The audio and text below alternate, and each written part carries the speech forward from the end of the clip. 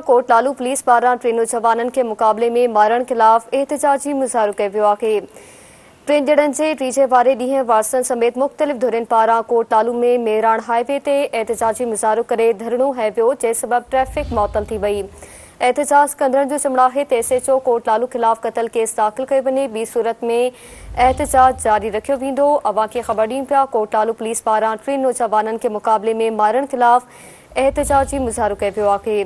Train जड़नि जे TJ वारे ॾींहुं वारसनि समेत मुख़्तलिफ़ धुरियुनि पारां कोट लालू में मेराण हाईवे ते एहतजाजी मुज़ाहिरो करे धरणो हंयो वियो, जंहिं सबबि ट्रैफ़िक मुअतल थी वई आहे। एहतजाज कंदड़नि जो चवणु आहे त SHO कोट लालू ख़िलाफ़ क़तल केस दाख़िल कयो वञे, ॿी सूरत में एहतजाज जारी रखियो वेंदो।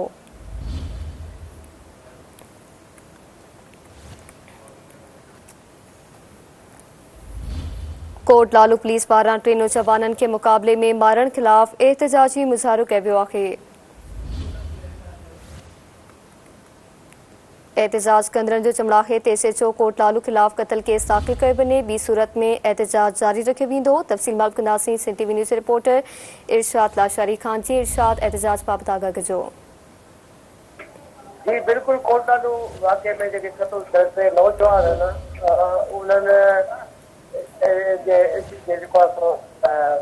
क़त्लनि जो वारसनि जो जेको आहे इंसाफ़ जे लाइ मुखिया नाको मेराण हाईवे वटि धरणो हंयो वियो आहे, जिते वारसनि सां गॾु सियासी समाजी अॻुवान, वकील आहिनि, क़ौम परस्तनि, सिविल सोसाइटी ऐं शहरी जेके आहिनि उहे शरीक आहिनि। मुख़्तलिफ़ अॻुवान जो यकजहती तौर पहुचण जो सिलसिलो बि जारी आहे। हाणे खे 2.5 कलाक गुज़री चुका आहिनि, पर उहो जारी आहे। उते शामियाना लॻाए ऐं जेको आहे सेफ टाइम कई विया। रोड ब्लॉक थियल इलाइक़े में ट्रैफिक मुअतल पड़ियल आहे। शरीफ़ थियल माण्हू जेके सिर्फ़ु पुलिस ख़िलाफ़ ऐं भोतारनि ख़िलाफ़ सख़्त नारेबाज़ी करे एहतजाज रिकायत कराइनि पिया।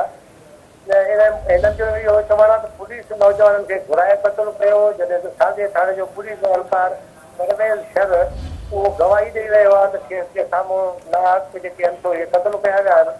पर उन बावजूदि मुलवस अवतारनि ऐं SHO मथां न केस दाख़िल कयो थो वञे ऐं न ई वरी जेको आहे सो उन्हनि खे जेको आहे सो मुअतल कयो वियो आहे। हिननि चयो त जेको आहे सो police half fry full fry जो जेको कारोबार आहे उहो शुरू करे छॾियो आहे, जॾहिं त भोतारनि जे चवण ते माण्हुनि खे मारियो पियो वञे।